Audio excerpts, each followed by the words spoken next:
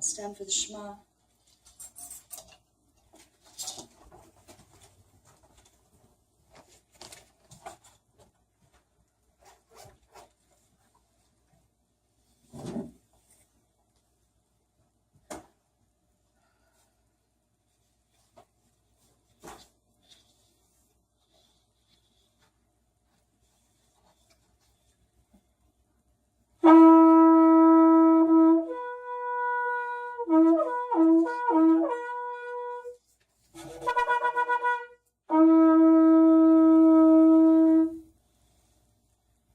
Shema Yisrael, Adonai Eloheinu, Adonai Echad. Hear Israel, the Lord our God, the Lord is one. Baruch Shem Kevod Malchuto Leolam Vayed. Blessed be the name of his glorious kingdom, forever and ever. V'ahavta et Adonai Elohecha b'kol nafka uvkol nafsheka uvkol meodecha. And you shall love the Lord your God with all your heart, with all your soul, and with all your might. V'hayu havarim hala asher anoki mesavka hayom ala vavecha. And these words that I command you today shall be in your heart. Vishanan tam levanecha v'debarta bam bevsheka bevteka uvletvaka v'arech ushakbeka uvkameka. And you shall teach them diligently to your children, and you shall speak of them when you sit at home, when you walk along the way, when you lie down, and when you rise up. Ukshartam leolot ayadeka v'hayu letotafot bin inecha. And you shall bind them as a sign on your hand, and they shall be for frontlets between your eyes. Uktavtam al muzazot beteka uvishareka. And you shall write them on the doorposts of your house and on your gates. V'hava laracha kamoka. And you shall love your neighbor as yourself.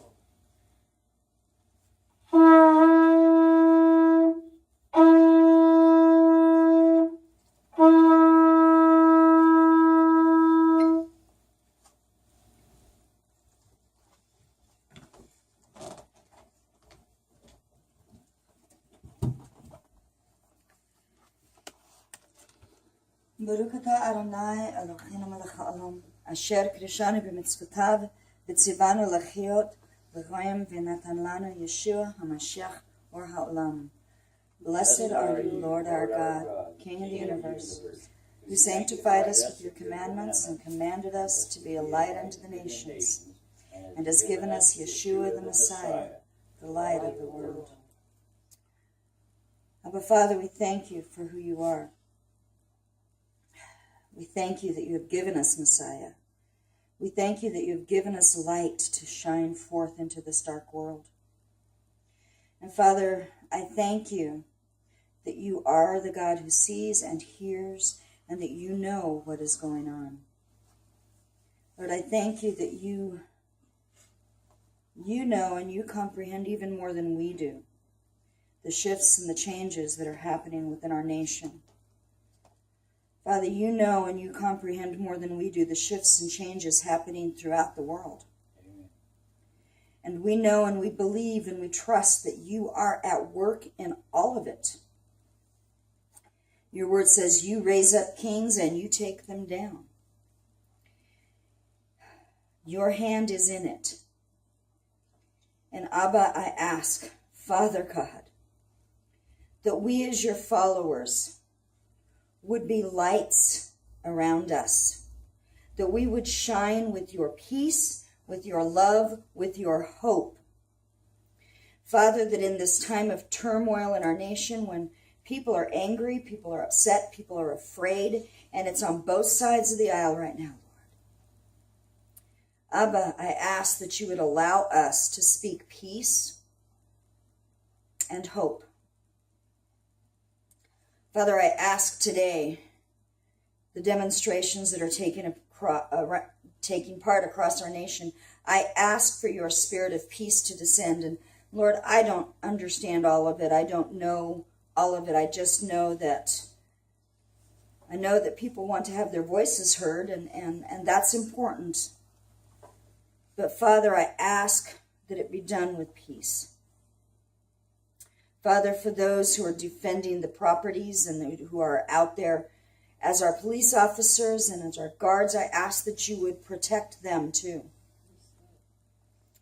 Lord God, this is such a difficult season, but you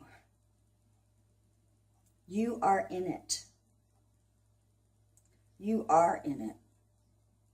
And I am asking that your church, your followers, those who love you, that you will convict those who have come across in rudeness, convict those who've come across with a mean spirit. Father, that you would bring conviction upon our hearts at how we treat other people.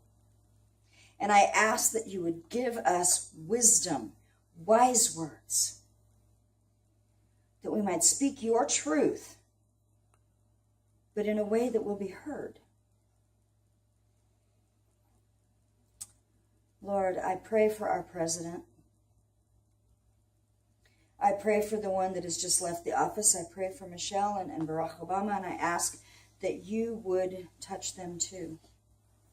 Father, that those who are so angry with them still would calm down. And Father, I pray for our current president, our new president, and those that are just now being sworn into office. I ask for your spirit to come to them. Lord God, I ask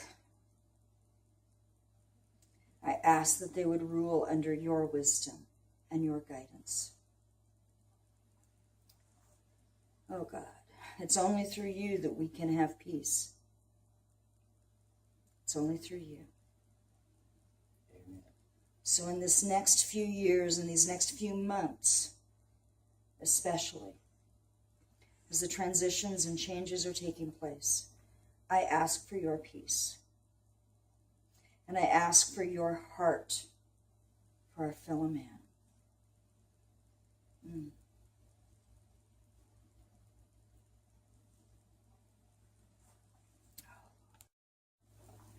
Thank you for what you did last week with the council. Thank you for your work and your spirit. Thank you for your wisdom there. Thank you that you interfered with man's plans. Oh, thank you for hearing our cries. Thank you. Strength will rise as we wait upon the Lord. We will wait upon the Lord. We will wait upon the Lord. Strength will rise as we wait upon the Lord. We will wait upon the Lord. We will wait upon the Lord. Strength will rise as we wait upon the Lord. We will wait upon the Lord. We will wait upon the Lord. Strength will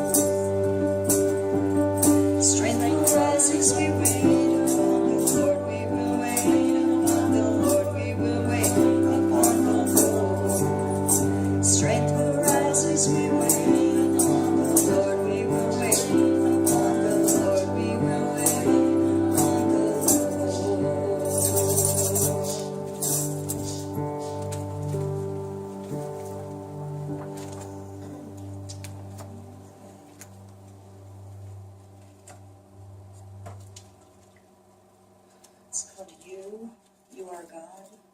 You are God of the heavens and God of the earth. Keep hearing it, so we're going to have to do it, right?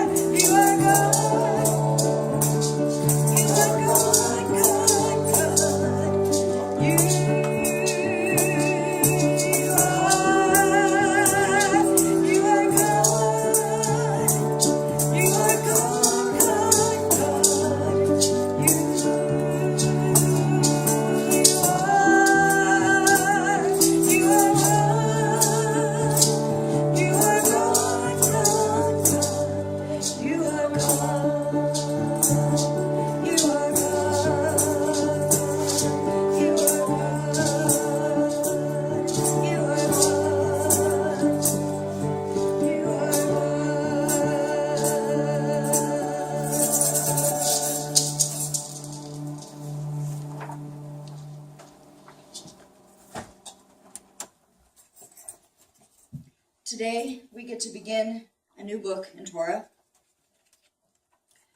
In English, it's called Exodus, which comes out of the Greek concept of leaving. But the book is actually called Shemot, which means names, which comes from the very first verse that we will read today. These are the names. Exodus chapter 1, verse 1, and we're going to read through chapter 6, verse 1. Shemot, the names. Now these are the names of the sons of Israel who came to Egypt with Jacob. They came each one with his household: Reuben, Simeon, Levi, and Judah, Issachar, Zebulun, and Benjamin, Dan and Naphtali, Gad and Asher. All the persons who came from the loins of Jacob were 70 in number, but Joseph was already in Egypt. Joseph died, and all his brothers and all that generation. But the sons of Israel were fruitful and increased greatly, and multiplied, and became exceedingly mighty, so that the land was filled with them. Now a new king arose over Egypt who did not know Joseph. He said to his people, Behold, the people of the sons of Israel are more and mightier than we. Come, let us deal wisely with them, or else they will multiply, and in the event of war they will also join themselves to those who hate us and fight against us and depart from the land. So they appointed taskmasters over them to afflict them with hard labor, and they built for Pharaoh storage cities, Pithom and Ramses. But the more they afflicted them, the more they multiplied, and the more they spread out, so that they were in dread of the sons of Israel. The Egyptians compelled the sons of Israel to labor rigorously, and they made their lives bitter with hard labor in mortar and bricks, and in all kinds of labor in the field, all their labors which they rigorously imposed on them. Then the king of Egypt spoke to the Hebrew midwives, one of whom was named Shiphrah, and the other was named Puah. And he said, When you are helping the Hebrew women to give birth and see them upon the birth stool, if it is a son, then you shall put him to death. But if it is a daughter, then she shall live. But the midwives feared God and did not do as the king of Egypt had commanded them, but let the boys live. So the king of Egypt called for the midwives and said to them, Why have you done this thing and let the boys live?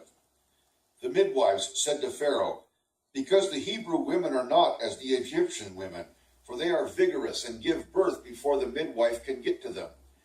So God was good to the midwives, and the people multiplied and became very mighty. Because the midwives feared God, he established households for them. Then Pharaoh commanded all his people, saying, Every son who is born you are to cast into the Nile, and every daughter you are to keep alive. Now a man from the house of Levi went and married a daughter of Levi. The woman conceived and bore a son, and when she saw that he was beautiful, she hid him for 3 months. But when she could not hide him any longer, she got him a wicker basket and covered it over with tar and pitch. Then she put the child into it and set it among the reeds by the bank of the Nile. His sister stood at a distance to find out what would happen to him. The daughter of Pharaoh came down to bathe at the Nile with her maidens walking alongside the Nile, and she saw the basket among the reeds and sent her maid, and she brought it to her. When she opened it, she saw the child, and behold, the boy was crying. And she had pity on him and said, This is one of the Hebrews' children. Then his sister said to Pharaoh's daughter, Shall I go and call a nurse for you from the Hebrew women, that she may nurse the child for you? Pharaoh's daughter said to her, Go ahead. So the girl went and called the child's mother. Then Pharaoh's daughter said to her, Take this child away and nurse him for me, and I will give you your wages. So the woman took the child and nursed him. The child grew, and she brought him to Pharaoh's daughter, and he became her son. And she named him Moses, and said, Because I drew him out of the water. Now it came about in those days, when Moses had grown up, that he went out to his brethren and looked on their hard labors, and he saw an Egyptian beating a Hebrew, one of his brethren. So he looked this way and that, and when he saw that there was no one around, he struck down the Egyptians and hid him in the sand. He went out the next day, and behold, 2 Hebrews were fighting with each other. And he said to the offender, "Why are you striking your companion?"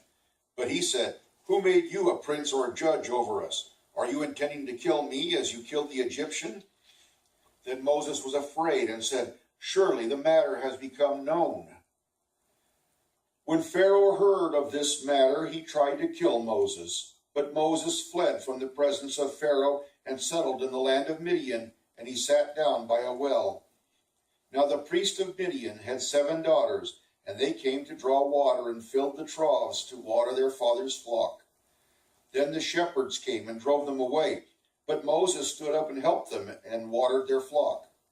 When they came to Reuel, their father, he said, "Why have you come back so soon today?" So they said, "An Egyptian delivered us from the hand of the shepherds, and what is more, he even drew the water for us and watered the flock." He said to his daughters, "Where is he then? Why is it that you have left the man behind? Invite him to have something to eat." Moses was willing to dwell with the man, and he gave his daughter Zipporah to Moses. Then she gave birth to a son, and he named him Gershom, for he said, "I have been a sojourner in a foreign land." Now it came about in the course of those many days that the king of Egypt died, and the sons of Israel sighed because of their bondage, and they cried out, and their cry for help because of their bondage rose up to God. So God heard their groaning, and God remembered his covenant with Abraham, Isaac, and Jacob. God saw the sons of Israel, and God took notice of them. Now Moses was pasturing the flock of Jethro, his father-in-law, the priest of Midian, and he led the flock to the west side of the wilderness and came to Horeb, the mountain of God. The angel of the Lord appeared to him in a blazing fire from a midst of a bush, and he looked. And behold, the bush was burning with fire, yet the bush was not consumed. So Moses said, "I must turn aside now and see this marvelous sight, why the bush is not burned up." When the Lord saw that he turned aside to look, God called to him from the midst of the bush and said, "Moses, Moses." And he said, "Here I am." Then he said, "Do not come near here. Remove your sandals from your feet, for the place on which you are standing is holy ground." And he also said, "I am the God of your father, the God of Abraham, the God of Isaac, and the God of Jacob." Then Moses hid his face, for he was afraid to look at God. The Lord said, "I have surely seen the affliction of my people who are in Egypt, and have given heed to their cry because of their taskmasters, for I am aware of their sufferings. So I have come down to deliver them from the power of the Egyptians, and to bring them up from that land to a good and spacious land, to a land flowing with milk and honey, to the place of the Canaanite, and the Hittite, and the Amorite, and the Perizzite, and the Hivite, and the Jebusite. Now behold, the cry of the sons of Israel has come to me. Furthermore, I have seen the oppression with which the Egyptians are oppressing them. Therefore, come now, and I will send you to Pharaoh, so that you may bring my people, the sons of Israel, out of Egypt." But Moses said to God, "Who am I that I should go to Pharaoh, and that I should bring the sons of Israel out of Egypt?" And he said, "Certainly I will be with you, and this shall be the sign to you that it is I who have sent you. When you have brought the people out of Egypt, you shall worship God at this mountain." Then Moses said to God, "Behold, I am going to the sons of Israel, and I will say to them, the God of your fathers has sent me to you. Now they may say to me, what is his name? What shall I say to them?" God said to Moses, "I am who I am." And he said, "Thus you shall say to the sons of Israel, I am has sent me to you." God furthermore said to Moses, "Thus you shall say to the sons of Israel, the Lord, the God of your fathers, the God of Abraham, the God of Isaac, and the God of Jacob, has sent me to you. This is my name forever, and this is my memorial name to all generations. Go and gather the elders of Israel together, and say to them, the Lord, the God of your fathers, the God of Abraham, Isaac, and Jacob, has appeared to me, saying, I am indeed concerned about you and what has been done to you in Egypt. So I said, I will bring you up out of the affliction of Egypt to the land of the Canaanite, and the Hittite, and the Amorite, and the Perizzite, and the Hivite, and the Jebusite, to a land flowing with milk and honey. They will pay heed to what you say, and you with the elders of Israel will come to the king of Egypt, and you will say to him, the Lord, the God of the Hebrews, has met with us. So now please let us go a 3 days' journey into the wilderness, that we may sacrifice to the Lord our God. But I know that the king of Egypt will not permit you to do so, except under compulsion. So I will stretch out my hand and strike Egypt with all my miracles, which I shall do in the midst of it, and after that he will let you go. I will grant this people favor in the sight of the Egyptians, and it shall be that when you go, you will not go empty-handed. But every woman shall ask of her neighbor and the woman who lives in her house articles of silver and articles of gold and clothing, and you will put them on your sons and your daughters. Thus you will plunder the Egyptians. Then Moses said, what if they will not believe me or listen to what I say? For they may say, the Lord has not appeared to you. The Lord said to him, what is that in your hand? And he said, a staff. Then he said, throw it on the ground. So he threw it on the ground, and it became a serpent, and Moses fled from it. But the Lord said to Moses, stretch out your hand and grasp it by its tail. So he stretched out his hand and caught it, and it became a staff in his hand. That they may believe that the Lord, the God of their fathers, the God of Abraham, the God of Isaac, and the God of Jacob, has appeared to you. The Lord furthermore said to him, now put your hand into your bosom. So he put his hand into his bosom, and when he took it out, behold, his hand was leprous like snow. Then he said, put your hand into your bosom again. So he put his hand into his bosom again, and when he took it out of his bosom, behold, it was restored like the rest of his flesh. If they will not believe you or heed the witness of the first sign, they may believe the witness of the last sign. But if they will not believe even these 2 signs or heed what you say, then you shall take some water from the Nile and pour it on the dry ground, and the water which you have taken from the Nile will become blood on the dry ground. Then Moses said to the Lord, please, Lord, I have never been eloquent, neither recently nor in time past, nor since you have spoken to your servant, for I am slow of speech and slow of tongue. The Lord said to him, who has made man's mouth? Or who makes him mute or deaf, or seeing or blind? Is it not I, the Lord? Now then go, and I, even I, will be with your mouth, and teach you what you are to say. But he said, please, Lord, now send the message by whomever you will. The anger of the Lord burned against Moses, and he said, is there not your brother Aaron the Levite? I know that he speaks like. Is there not your brother Aaron the Levite? I know that he speaks fluently. And moreover, behold, he is coming out to meet you. When he sees you, he will be glad in his heart. You are to speak to him and put the words in his mouth, and I, even I, will be with your mouth and his mouth, and I will teach you what you are to do. Moreover, he shall speak for you to the people, and he will be as a mouth for you, and you will be as a God to him. You will be as God to him. You shall take in your hand this staff, with which you shall perform the signs. Then Moses departed and returned to Jethro, his father-in-law, and said to him, please let me go, that I may return to my brethren who are in Egypt, and see if they are still alive. And Jethro said to Moses, go in peace. Now the Lord said to Moses and Midian, go back to Egypt, for all the men who were seeking your life are dead. So Moses took his wife and his sons and mounted them on a donkey and returned to the land of Egypt. Moses also took the staff of God in his hand. The Lord said to Moses, when you go back to Egypt, see that you perform before Pharaoh all the wonders which I have put in your power, but I will harden his heart so that he will not let the people go. Then you will say to Pharaoh, thus says the Lord, Israel is my son, my firstborn.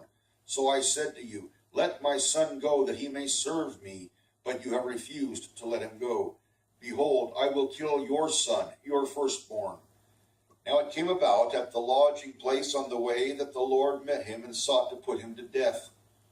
Then Zipporah took a flint and cut off her son's foreskin and threw it at Moses' feet, and she said, You are indeed a bridegroom of blood to me. So he let him alone. At that time she said, You are a bridegroom of blood because of the circumcision. Now the Lord said to Aaron, Go to meet Moses in the wilderness. So he went and met him at the mountain of God and kissed him. So Moses told Aaron all the words of the Lord with which he had sent him, and all the signs that he had commanded him to do. Then Moses and Aaron went and assembled all the elders of the sons of Israel. And Aaron spoke all the words that the Lord had spoken to Moses. Then he performed the signs in the sight of the people. So the people believed. And when they heard that the Lord was concerned about the sons of Israel, and that he had seen their affliction, then they bowed low and worshipped. Afterward, Moses and Aaron came and said to Pharaoh, Thus says the Lord, the God of Israel, Let my people go, that they may celebrate a feast to me in the wilderness. But Pharaoh said, Who is the Lord that I should obey his voice to let Israel go? I do not know the Lord, and besides, I will not let Israel go. Then they said, The God of the Hebrews has met with us. Please let us go a 3 days' journey into the wilderness, that we may sacrifice to the Lord our God. Otherwise he will fall upon us with pestilence or with the sword. But the king of Egypt said to them, Moses and Aaron, why do you draw the people away from their work? Get back to your labors. Again Pharaoh said, Look, the people of the land are now many, and you would have them cease from their labors. So the same day Pharaoh commanded the taskmasters over the people and their foremen, saying, You are no longer to give the people straw to make brick as previously. Let them go and gather straw for themselves. But the quota for bricks which they were making previously, you shall impose on them. You are not to reduce any of it, because they are lazy. Therefore they cry out, Let us go and sacrifice to our God. Let the labor be heavier on the men, and let them work at it so that they will pay no attention to false words. So the taskmasters of the people and their foremen went out and spoke to the people, saying, Thus says Pharaoh, I am not going to give you any straw. You go and get straw for yourselves, and wherever you can find it, but none of your labor will be reduced. So the people scattered throughout all the land of Egypt to gather stubble for straw. The taskmasters pressed them, saying, Complete your work quota, your daily amount, just as when you had straw. Moreover, the foremen of the sons of Israel, whom Pharaoh's taskmasters had set over to them, were beaten and were asked, Why have you not completed your required amount, either yesterday or today, in making brick as previously? Then the foremen of the sons of Israel came and cried out to Pharaoh, saying, Why do you deal this way with your servants? There is no straw given to your servants, yet they keep saying to us, Make bricks. And behold, your servants are being beaten, but it is the fault of your own people. But he said, You are lazy, very lazy. Therefore you say, Let us go and sacrifice to the Lord. So go now and work, for you will be given no straw, yet you must deliver the quota of bricks. The foremen of the sons of Israel saw that they were in trouble, because they were told, You must not reduce your daily amount of bricks. When they left Pharaoh's presence, they met Moses and Aaron as they were waiting for them. They said to them, May the Lord look upon you and judge you, for you have made us odious in Pharaoh's sight and in the sight of his servants, to put a sword in their hand to kill us. Then Moses returned to the Lord and said, O Lord, why have you brought harm to this people? Why did you ever send me? Ever since I came to Pharaoh to speak in your name, he has done harm to this people, and you have not delivered your people at all. Then the Lord said to Moses, Now you shall see what I will do to Pharaoh, for under compulsion he will let them go, and under compulsion he will drive them out of his land.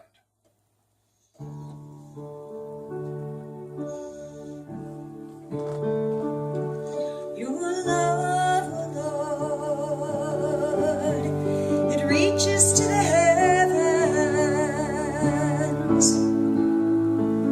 Your faithfulness stretches to the sky. Your righteousness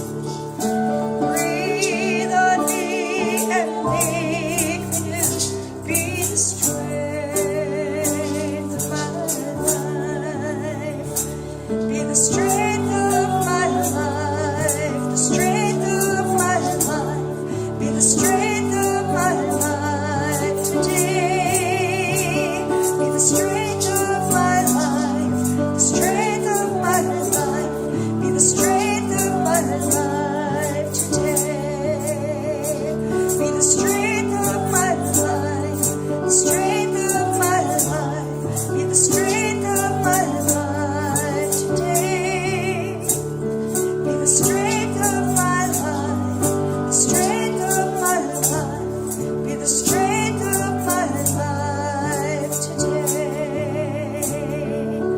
Every day I look to you to be the strength of my life. You're the hope. You're the hope I hold on to. Be the strength of my life. Be the strength of my life. The strength of my life. Be the strength of my life today. Be the strength of my life. The strength of my life. Be the strength of my life today.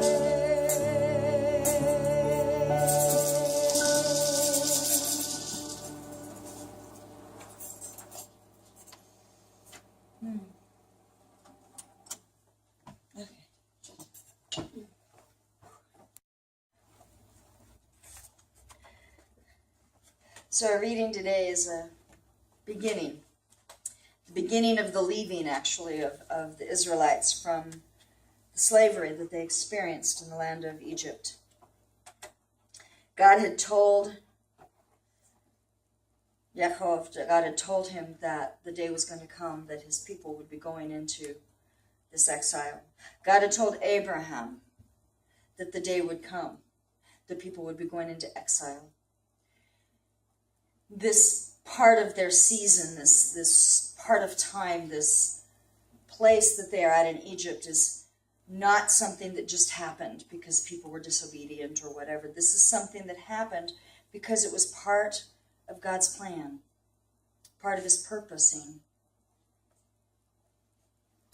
I had a discussion with someone last week on our Facebook page that had to do with the prayers we were praying for Israel as a nation. The peace summit that occurred last Sunday, and the words that were expected to come against Israel. And I said, we need to pray for Israel, pray for the nation of Israel, pray for her, for she is the apple of God's eye. And this person was arguing with me regarding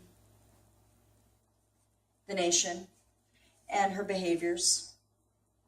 And that...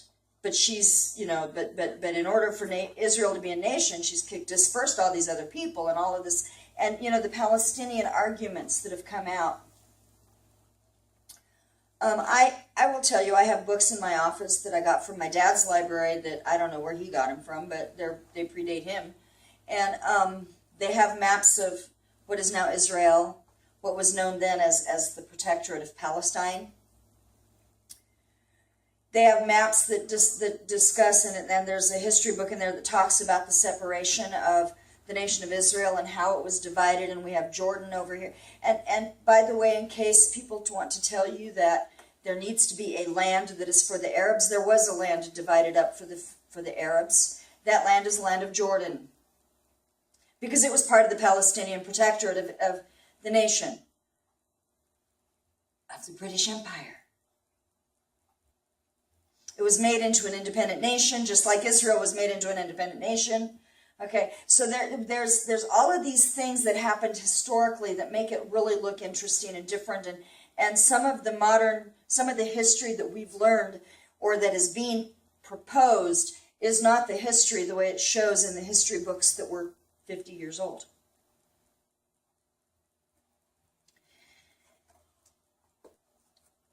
Were all the Palestinians already there? No, some of them were not there. Some of them were there. Some that were there were told by the Arab lands that they needed to flee, and so they fled and they went into other Arab lands because, of course, Israel was defending herself in the 64 war, and she was expanding her territory by defending herself.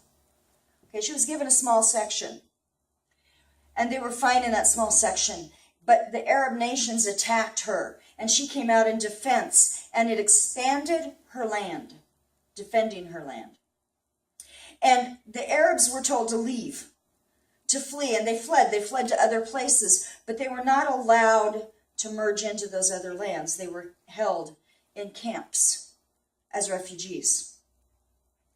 At the same time that was happening, At the same time that that was happening in the land that is now Israel, Jewish people in Arab lands were being driven out and told, you have to leave. They lost their lands, they lost cities, they lost a whole area, and they were driven into the nation of Israel. And the nation of Israel accepted them, absorbed them in, and allowed them to grow. So don't tell me that the Jews are all doctors and lawyers and college-educated people, and that's how the land grew. No, they were refugees. The land of Israel, as she stands now, was settled by refugees. What were they refugees from? They were refugees from Germany. They were refugees from Scandinavian lands. They were refugees from Russia. They were refugees from Arab lands. They had villages already established. People were already going there prior to the founding of her as a nation. People were flocking there. Why? Because of World War II, right?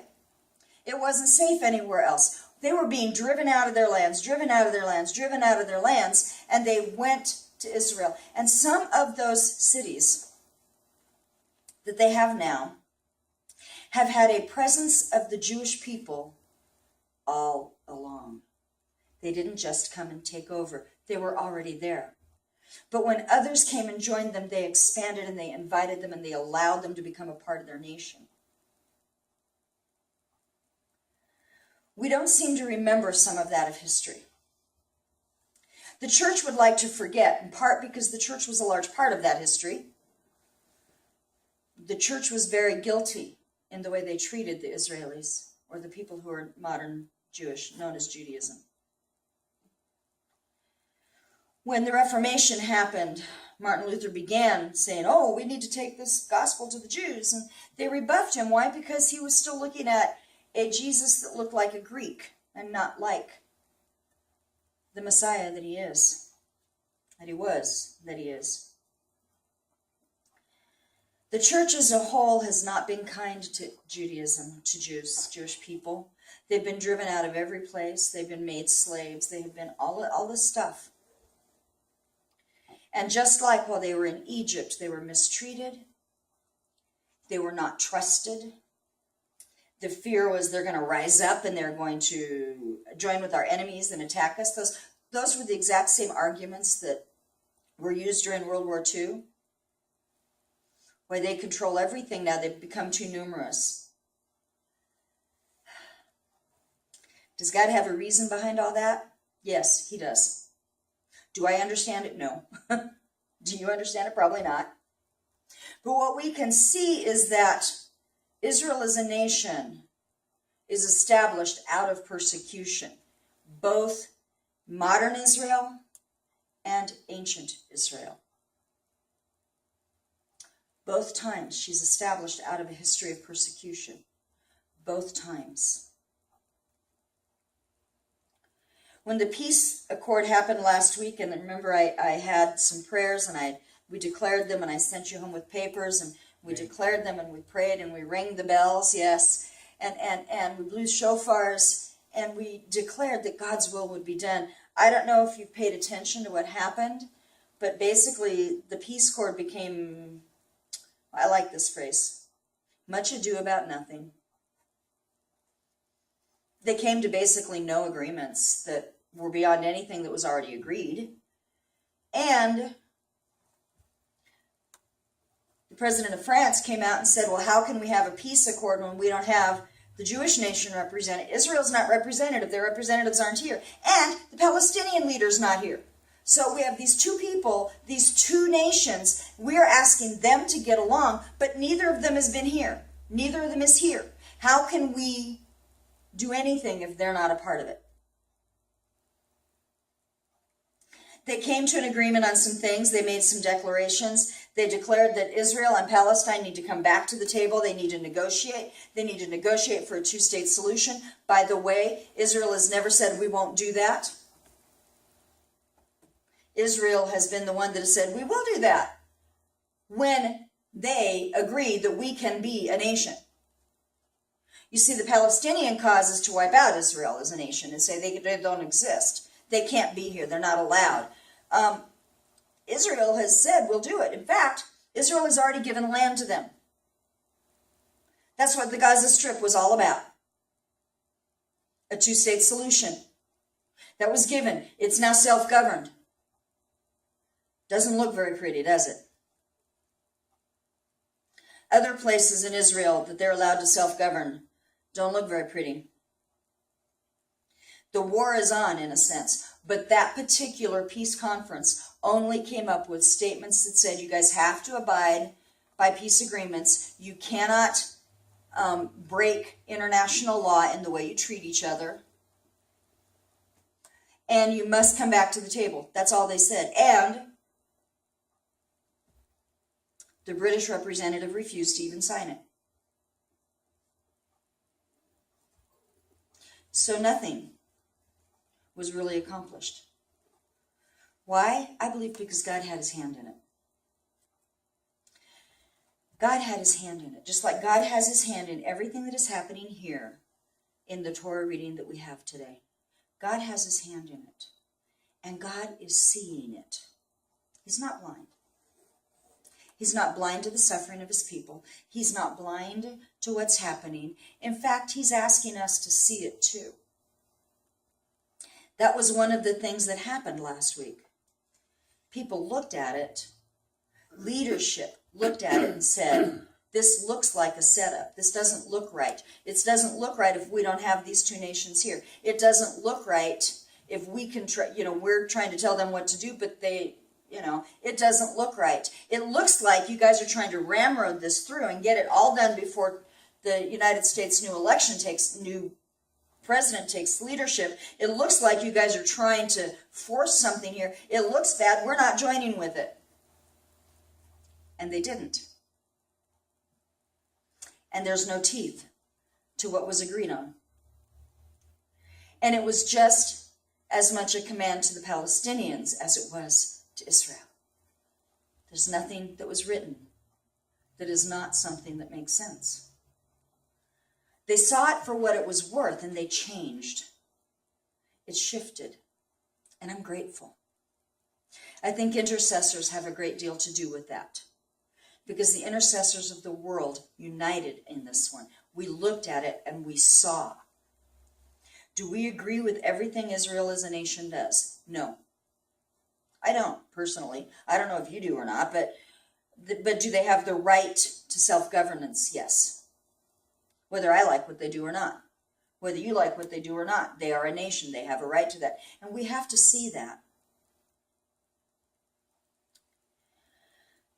Our reading today has some things in it that I wanted to talk to that have to do with seeing. What do we see? And what is seen? And how does that change history? It starts off with the Pharaoh of Egypt who was raised up, and he didn't know Joseph. He didn't remember what Joseph did that was good. All he saw was there's this group of people, and he saw that they were numerous, and he saw that they were strong, and he saw that they weren't exactly the most poor in the nation. And he said, we need to be shrewd with them. We need to do something about this. They look like they could be our enemy. They could join with our enemy. We got to do something about this. So he enslaves them. He takes over. He sets them all up. He makes them slaves. And in the midst of the slavery, he sees that they still prosper. They still prosper. Since he sees that they still prosper, he calls in the midwives. He says, okay, well, I've tried to make them slaves, and they're still growing. And so now he calls in the medical staff, the midwives, and he says, okay, I want you, when you deliver babies, when you see that it's a boy, that's in the original. I want you to look. I want you to see that it's a boy. And when it's a boy, I want you to kill the child. Infanticide. But the midwives didn't fear Pharaoh as much as they feared God, and they knew that killing a baby was wrong. They knew it. I'm going to avoid politics, okay? And so they didn't kill the boys. They let them live. King calls him in. Pharaoh says, come here and explain this to me. And by the way, yeah, they lied. Is lying ever okay? Apparently it is. They did, and they were not punished for it, okay? They did not tell the truth. They said, Hebrew women are not like Egyptian women. They are animals. They give birth before we even get there. They're more like, they do it naturally. We don't even have to be there. We just kind of come along to clean up the mess, you know? I mean, but they're not like the Egyptian women who struggle and have a hard time and someone has to go help them. They said this because they feared God. They were protecting the women in what they said and what they did. And because of that, God gave them families of their own. Then Pharaoh said, well, if the midwives aren't going to do it, then I'm going to command everybody else to. So if you see a baby boy, the people were to now throw them in the river. The people. He's not sending his army to do it. He's making it a command for anyone who is a citizen of Egypt. Throw those baby boys in the river so they drown.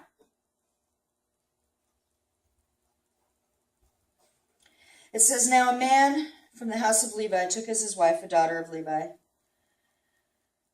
There's all kinds of midrashic understanding of this because they already have 2 children, but it seems as if they had separated for a season so they didn't have to lose babies. But they came back together. And she conceived and gave birth to a son. And it says, and when she saw that he was delightful. The Hebrew, when she saw that he was a good child, a goodly child, she saw his health, she saw his beauty, she saw something in him. She violated the law. She kept him alive.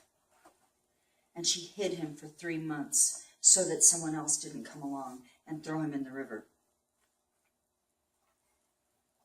And when she began to see that she couldn't keep him silent or secret anymore, she made a basket. She put tar and pitch on it. There's a thing here that I've heard it taught, and I think it's ridiculous, but I've heard it taught, so I'll share it with you real quick. See, she obeyed the rule, right? The law said throw the baby in the river, right? The law did not say you couldn't put him in a boat, so she made a boat. She obeyed the law, and that's why God, that's kind of a stretch to me. I don't think we're supposed to obey unjust laws.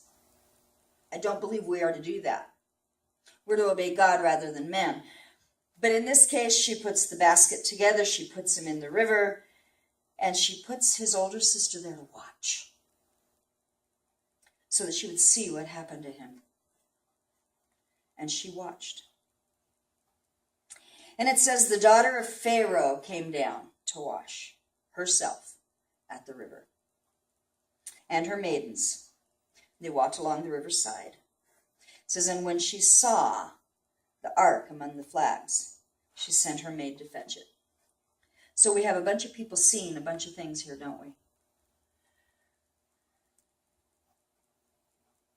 The mother of Moses saw something, and she refused to kill the child. She puts him in the river and puts the older sister there to watch, to see, to look, to know what's going on. And the daughter of Pharaoh sees the boat. Now, what's she supposed to do? The command says everybody, if you see a baby boy, you're supposed to throw him in the river. She sees a boat and she brings the baby to her. When she opens the basket, she saw the child, and behold, took notice, the baby wept. The baby was crying, and she had compassion on him. This woman violates her father's own orders because she saw something. She saw a child. She saw a baby who was hungry. A baby who was crying, and rather than say, "Oh, this is one of those babies we're supposed to throw in the river," and throwing him in the river, she saw him. She looked at him, and she saw him. How many times do you look at something and you just don't see it? You know, we do it all the time. We do it all the time. We look past things. We look around things. We look beyond things. We don't see it. It's there, but we don't see it. I was going to do something silly and have a visual display here, There's a game that you play at sometimes at baby showers where they put these baby items on a tray and you go in and pass it around. Everybody looks at it, and then they put a cover over it, and the person who can name the most items wins, right? What did you see? What did you see? Well, it's not just what did you see, but what did you take note of? What do you remember? What did you notice? What triggers what in you? We see things all the time that we don't notice. This last week, in our own town, there was a man sitting on a bench on the bike path over towards Wired Park area. People went past on the road. They could see him from the road. They could see he was sitting there. They saw him. Somewhere about the middle of the day, somebody did more than just see him. They saw the circumstance and they called the police. He had killed himself sitting on that bench. People had been going by. They had seen him sitting there, but they didn't notice. They didn't see that he had died. They didn't see. They just went past and didn't see.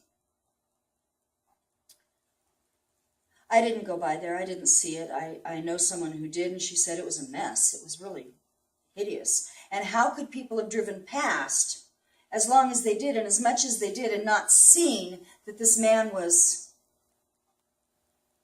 dead? Because we just don't notice, do we? We go our way and we don't see. I mean, it's there. It's on the periphery. And one woman even went on one of the chat rooms and she said, well, I saw him there, but I didn't really pay any attention. And looking back now, my God, he probably was dead when I saw him there. I didn't call anybody because I didn't. And people jumped on her for that. Why didn't you call someone? Well, because she didn't really see. She kind of noticed, but she didn't see. How many things do we notice, but we don't really see? There may have been other babies in the water. I don't know. They were supposed to throw babies in the water. Any male child was to be thrown in the water if they were a Hebrew child. But in this case, Pharaoh's daughter saw this baby and had compassion. She didn't look past it. She didn't ignore it. She took the child as her own. Yes, she hires the mother to nurse the baby and he grows. But she defies her father's order because she saw the child and she had compassion. She's kind of one of those unsung heroes in the story. Did you ever think about that? Can you imagine what her father said when this little Hebrew baby shows up in the palace? I don't know. Did he look Jewish when he got there? Did they look that different? I don't know. Well, how did that happen? How did that go about? But here, Pharaoh's daughter is kind of an unsung hero. She saw the child and she had compassion. And you know what? The child that she raises as her own takes on that characteristic. Because that happens later on.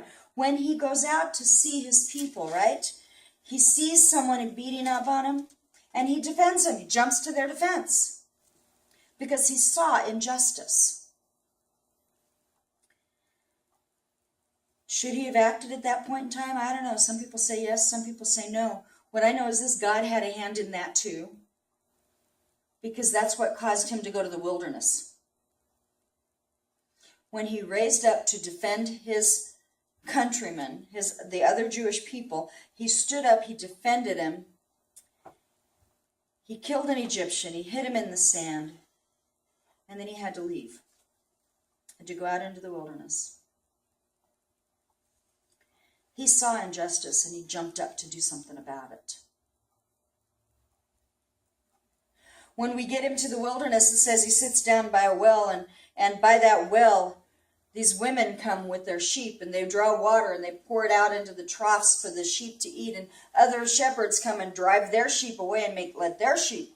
And Moses saw that too. It doesn't say it in Scripture, but we know he did because he got up and he defended them. When the women get home, the young ladies who are the shepherdesses get home, their dad says, "Oh, you're early today." "Yeah, there was an Egyptian by the well and he helped us." Why did he help them? Because he saw an injustice, right? He saw an injustice. Otherwise, he wouldn't have stood up and helped them. He saw an injustice. And their father says, "Go get him, silly girls." This man helps you and you leave him there? Go get him and bring him home.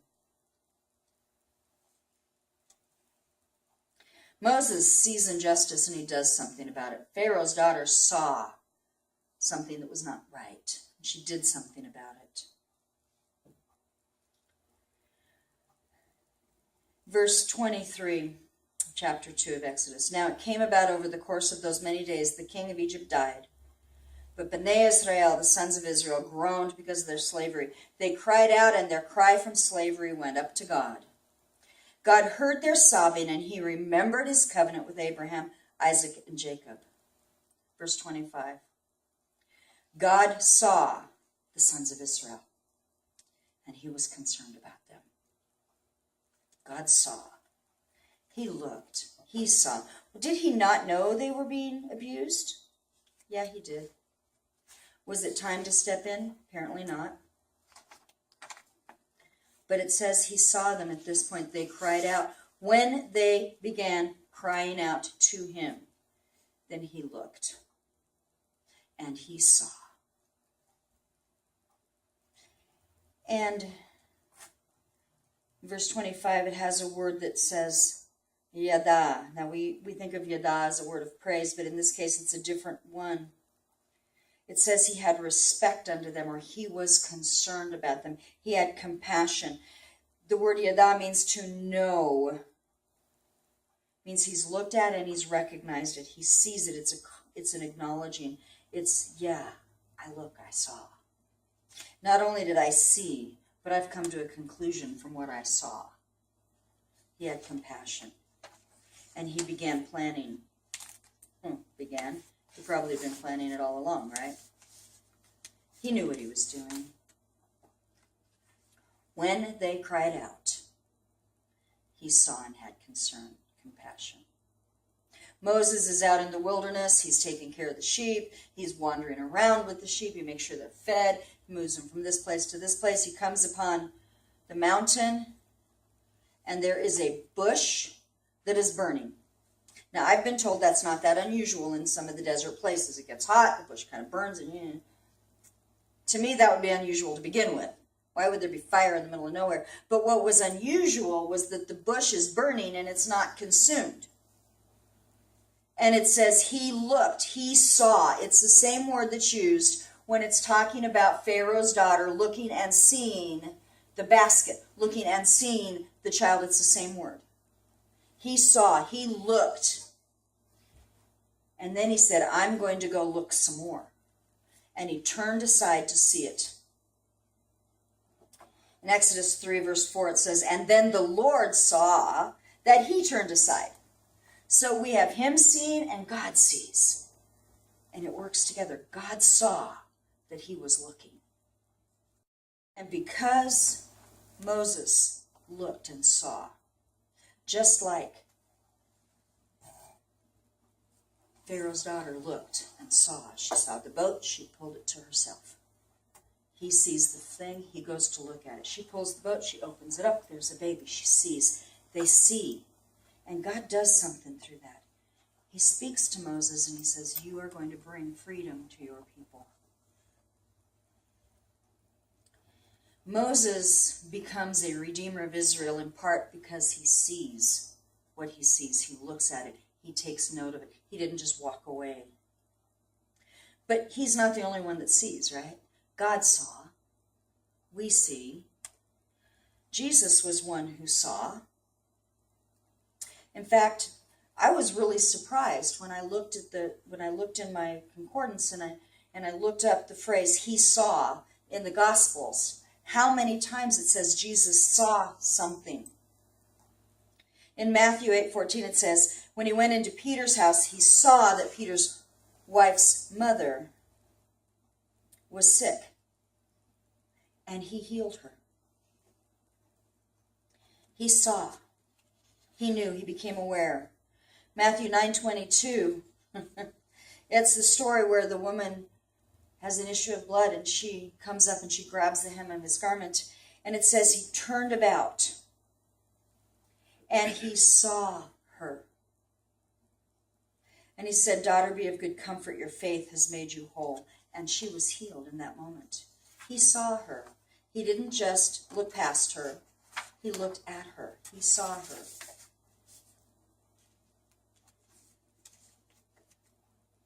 He saw individuals, but he also saw more than individuals. In Matthew 9:36 it says, he saw the multitudes, and he was moved with compassion on them, just like God looks at Israel as they're in the midst of their suffering, and he has compassion on them. It says Jesus looked, Yeshua saw the multitudes. He was moved with compassion because they fainted. They were scattered abroad as if they were sheep having no shepherd.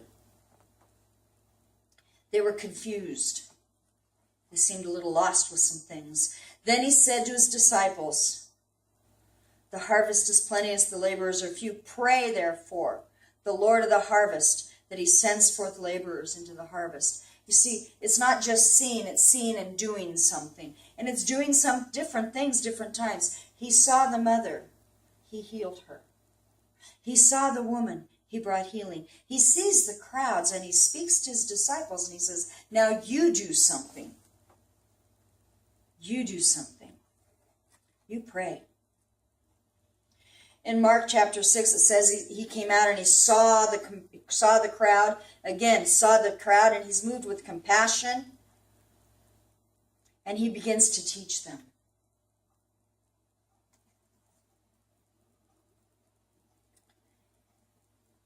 He saw, but he didn't just see and walk away. He saw and did something. All through this, we see someone seeing and acting on it. Sometimes we see things and then we don't do anything about it. We just kind of dismiss it. We see something that looks a little funny, but we just kind of dismiss it in our brain. Just like this poor woman who saw the man on the bench, and she thought it looked funny, but she just kind of dismissed it, went about her day because she was busy. How many times do we see someone in need and we just kind of go about our day? We do. We do it all the time. Now, the question is, do we really see them, and are we discerning right? See, sometimes, I'm going to tell you, sometimes these guys that sit at the corner with their sign that says, "I need da-da-da," you're discerning correctly when you say and you recognize they really aren't that much in need. Okay? Sometimes there's discernment that needs to be had. But there are times that you see someone and you know they're hurting. There are times that those people sitting outside of a restaurant that says, "I'm hungry," are hungry. How do we preach the gospel if we don't feed them first? What would have happened in Israel if Pharaoh's daughter had seen the baby, heard the baby cry, and put the baby back in the river? Or obeyed her father's orders and drowned the baby? What would have happened? She saw. She had compassion. She went beyond that. She had a discernment about it. When we see, we need to have discernment. When we see someone who's sick, we can pray. Is God always going to bring instant healing? No. But can he? Yes. Sometimes I wonder if he doesn't because we don't ask. Sometimes I wonder if the reason we don't get what we want is because we flat out don't really ask. And when we ask, we don't ask for the right reasons or in the right way. James talks about that. When we see a need, how do we sit back and not do anything? Well, we do that all the time in our society. But if we want to bring redemption to our people, we have to start acting on what we see. We have to. Moses wanted to bring redemption. It was not in the right time. He didn't use discernment when he killed the Egyptian taskmaster. That wasn't the time. There was not discernment involved on his part at that time. But later, when God sends him, there's discernment. God has sent him to do it, to bring deliverance. God saw it. He saw the fire. He saw the need. When we see a need, we need to use discernment. But sometimes I think we use discernment as an excuse to not act. You know?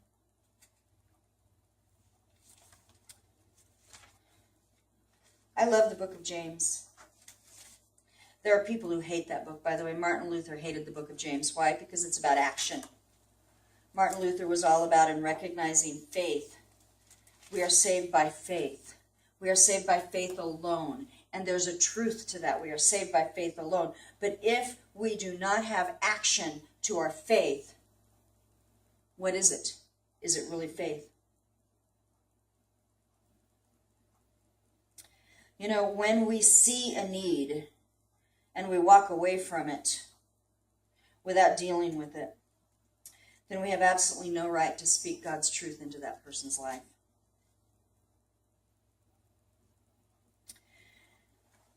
James chapter 2, verse 14 says, "What good is it, my brothers and sisters, if someone says he has faith but does not have works? Can faith save him?" The question isn't, can faith save him? But the question is that really faith? Is that faith?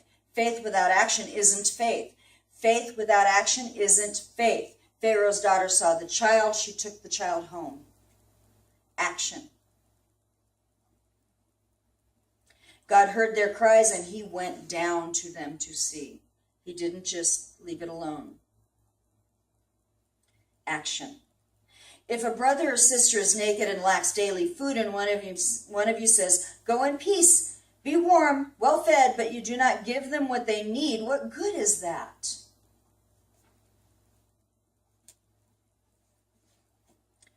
I think in our society today, we are going to have many options, many opportunities to speak life into people. But if we're not letting our actions also do it, they're not going to hear us. We have people in our community that provide, that help with things. We have groups in our community. They just did a big feet homeless thing. I think it was yesterday. Or is it today? Was it the school? Huh? Was it in the school? Through the Klamath Lake Community Action. I think it's today. If someone is homeless, they can go and get food. They can go and... It's at Assembly of God. It's at the Assembly of God Church. It's done through Klamath Lake Community Action Service. It's in their gymnasium. You can get coats. You can get blankets. You can... there are days that at Open Door Clinic, at the dental thing, they've made certain days that people who are homeless or who are without can go and have a cavity filled, go and have an exam, go and do something, and it's free. Okay? There are people in our community, there are agencies in our community that are stepping up and doing things for the poor. We have at Klamath Assembly a warming place. Do you know what that means? That means they can go in and be warm overnight. They don't have to check in at the mission. It's a warming center. They can stay there overnight. It's at Klamath Assembly of God. There are places and people that are doing things to help. We don't have to reinvent the wheel. What we do have to do is have discernment and the Spirit of God with us. If you see someone in need, help them. And if you can't help them, find out who can. See, sometimes we can't do it. We're not the ones that can do it. We're not capable of doing it. But there's someone who can. You see, Pharaoh's daughter saw the baby crying. Why was the baby crying? The baby was hungry. Pharaoh's daughter couldn't feed the baby. But she knew she found someone who could. Sometimes that's what we have to do. But if we don't see and we don't do, then we can't impact the world around us. If we don't see and we don't do, we will not impact the world. A lot of us are very good with words, and I'm good with words. can make the words say what I want them to say sometimes. But is the action there? Yeah, sometimes it is. Sometimes it's not. I saw something the other day and I thought it was a really cool idea. It was a rack and it had coats on it. And it says if you're cold and you need one, take one. If you want to help, leave one.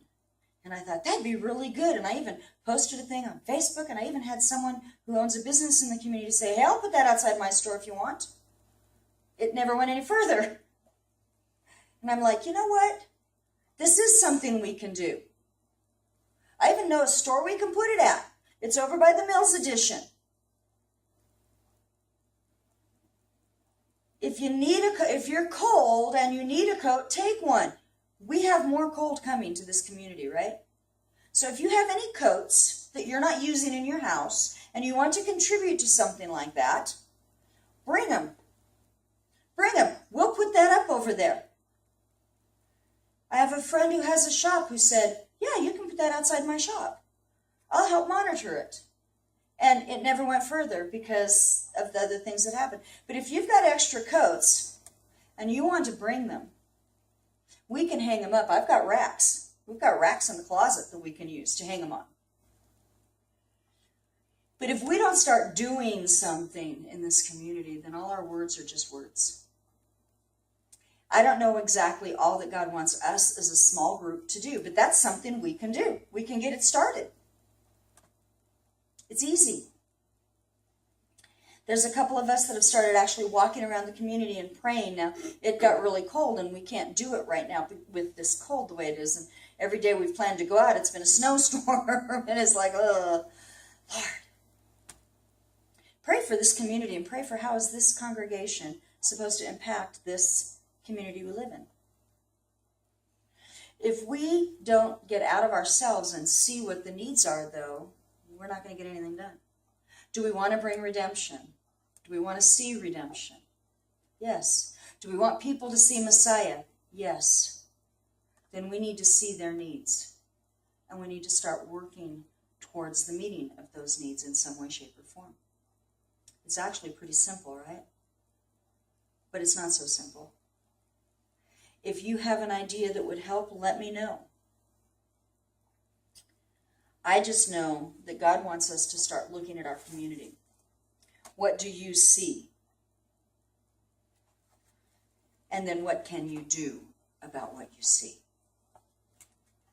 Those were the questions God was asking me this week as I was looking at this. Pharaoh's daughter saw a baby. What did she do? She took him out of the water and took care of him. The midwives saw the babies and obeyed God. What do we see? And what can we do about what we see? Is it pray? Yes.